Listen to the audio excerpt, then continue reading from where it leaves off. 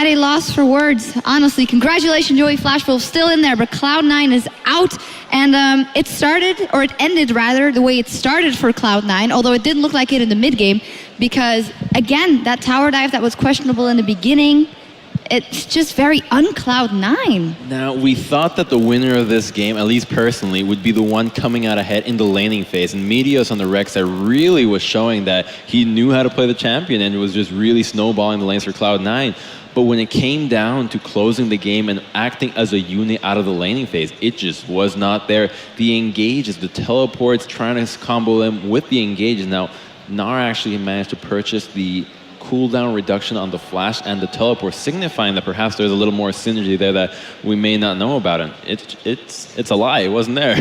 Well, I mean, just coming into this game too, I think Meteos, we had a lot of discussions about this on the desk in terms of his itemization, because when you go up 7-0 in kills on a jungler, certainly it's an unorthodox situation, but at that point, do you just build a Hydra right there and try and like duel the Zed, try and get that split push going with Rek'Sai? You're on this very mobile champion on the map. You can put down a lot of pressure by yourself and nullify that Zed to a certain degree and therefore kind of win more lanes. Because if we think about it right there, Cloud9, he'd gotten his lanes ahead, but he was the really big one right there. Can't he just keep like pushing to that advantage? And we flirted with the idea of perhaps going and investing, even though you have to pay a little bit more to switch it. The kills were coming in before the completed jungle item. Maybe go for a skirmisher's blade, a skirmisher's saber in the jungle. Now all of a sudden, Zed has no chance of dueling you with a Hydra on top of that, and now you actually have a way of winning the game without having to practice on that synergy that was, you know, is depressing.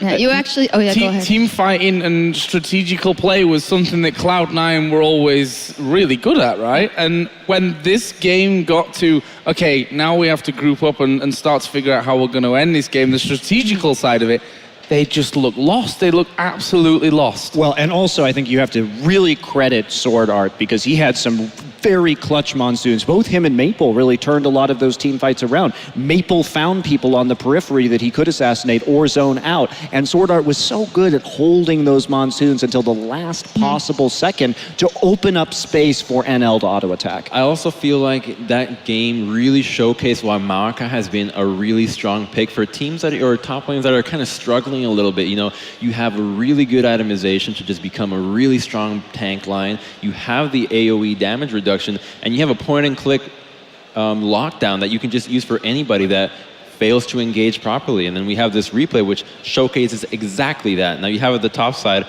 Balls teleporting into the blue pit, trying to go for a really odd flank.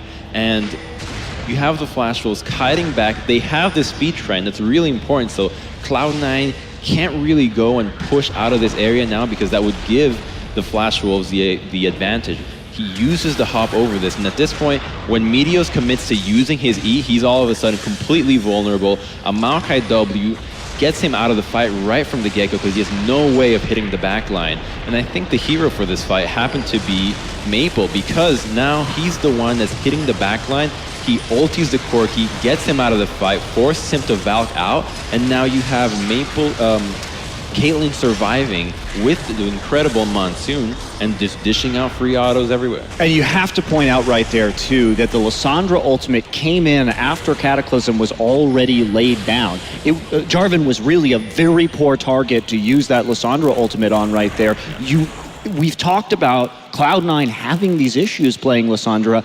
Balls hasn't really shown up on it. High hasn't shown up on it. And you have to be better in the late game about selecting targets. Obviously, it's not a skill shot, but it is critical that you get it on the right person. With Jarvan already landing all of his AoE, popping out of the Cataclysm, they had great zone for Caitlyn. It could have been held longer. Yeah, we were discussing the Caitlyn pick before, and I also saw Candy Panda tweeting that it's not so good early. We've seen it a couple times here. What if it was all thought through from the Joey Flash Wolves? They knew that Cloud9 wouldn't be able to close it out. They had looked at that first game, and they wanted to go for that, Monty. Bravo to them. Caitlyn is a good pick if you can get over that power trough. You know, we talk about it in the early game. You can get the fast push down. You can harass people out of lane. But then she just enters this very extended fallow period. But I mean, 6-item Caitlyn is still a 6-item Caitlyn. You're going to be doing a ridiculous amount of damage at that very long range, and that's what we saw. Yeah, we did. So they pull it out here, and let's go over to Chover because he's got Steak with him for a post-game interview. Thank you, Shox. And I am indeed here with Steak. I'm very excited to stand next to Steak in his beautiful hair, but congratulations are in order for winning that losers match and staying in the competition here in Group A. So congratulations. How do you feel? 恭喜你，我们想知道你现在感觉怎么样？感觉没有很开心，因为我们今天是打得没有很好，对，但是我们明天表现还好，第二场后面的表现有比较稳一点。So at first, I'm very happy that, but at first we had a lot of mistakes that we made, but we're still really happy with our win today. Sounds good. You should be. And yeah, let's talk about that first game a little bit. The first game seemed a little bit rough for you, and especially for you on NAR. There seemed to be some team communication issues with your teleport, and you guys looked just a little bit dazzled by your opponents, SK Gaming. Just what were your talks after that game? How did you recover from that match?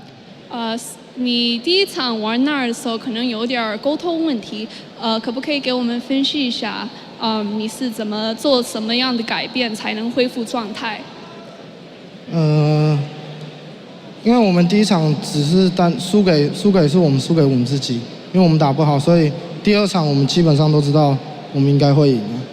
Okay, so we learned a lot of what we had to do from our first game, and so we made a lot of changes because of that. Well, sounds good. Of course, as the result shows, you did indeed. But even in the second game against Cloud9, Meteos was everywhere in that early game, ganking all around the map, of course, taking a lot of kills, and it looked like he was going to help C9 take the win. Did you ever feel like it was slipping away too far, or did you have faith in your late game composition, even if it was all AD? 你跟第二场打 Cloud9 的时候，看起来 Meteos 在全地图上都在，可不可以给我们分析一下，就是你们是不是有信心，到后期你们可以赢的？因为我们拿到很多后期角，所以，然后又是我们很熟悉的角色，所以我们知道我们只要撑到后面，我们一定会赢。对不起，可不可以再说一遍？因为我们拿到很多后期角，然后这些角色又刚好是我们熟悉的角色。Okay, so we relied on our team composition because we knew that we would outscale them in the end. All right, so having that faith in the picks and bans. Now, the talk for the Flash Wolves all weekend is confidence, proving yourselves, and showing the world what you have. You've gone 1-1 so far. Where is that confidence? Do you still feel pretty good, or do you feel that you actually need to try harder to prove something? 想知道如果你现在有信心吗？或者你要再证明一下自己？我们应该可以赢 SK 啊，我觉得。He feels like we should be able to beat SK. Okay, well, yeah, that was my last question. So the rematch, you're confident that you'll be able to take it this time and move on to the playoffs in the Intel Extreme Masters World Championship? 你估计你这一场会赢吗？会不会到半决赛？我觉得机会蛮大的，我们应该有机会赢 SK。对，我们应该是可以跟 SK 打。I have a lot of faith that we'll beat SK, so yes. All right, we'll see if those words stay true tomorrow in the deciders match for Group A. But that's it. Once again, congratulations to the Flash Wolves for winning that losers match and going to the last match of Group A. Back to the expert desk. Thank you very much, Chobra, Steak, and Rachel for that interview. As he said, tomorrow up against SK Gaming, and let's take a look at the bracket one final time for Group A, as we now have all matches completed in that one for now, at least, as we'll see tomorrow. GE Tigers, of course, already qualified for the semifinal, and then we'll have SK Gaming up against the Yoi Flash Wolves for that second spot in the semifinal from Group A.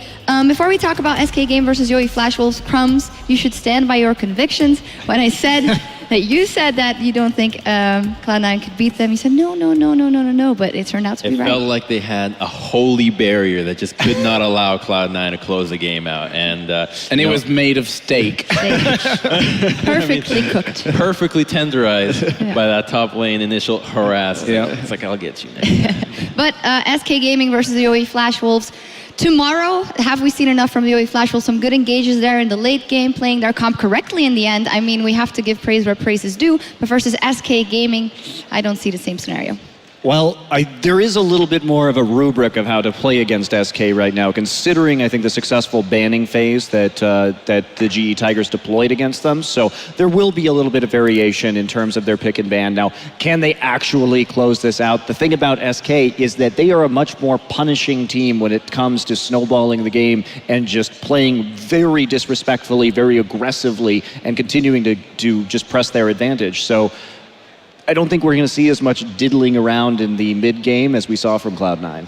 I do think it's going to be a closer match than the first time around that we saw the Flash Wolves versus SK, just because the one dimension that SK seems to be playing at, and with a proper ban phase, as we saw the GE Tigers use against them, it really hindered their ability to kind of play that same style out, particularly the Annie from N-Rated, which by getting the Lulu out of the picture, then all of a sudden you no longer have the ability to protect your AD carry and really just drop the whimsies on any assassins trying to get into the backline. Yeah, and that's a big thing as well. I actually saw N-Rated outside and pretty devastated actually after that loss, and that makes me think, you know, how strong mentally here are SK Gaming. Obviously they've already shown the flaws. They've played here today like they play usually in the domestic league, which kind of points me to say if they're just playing one style, you've got to be able to counter that style. And yes, they didn't do it today, but maybe tomorrow with the right amount of watching that game back, watching the G Tigers back, and watching maybe some LCS games back even, maybe they can pull that one out. Yeah, we will see tomorrow. That's it for Group A, though, when we're on the cusp of breaking into Group B. And to prepare us for that, we have Cho on stage with Edward and Mad Life. That's right.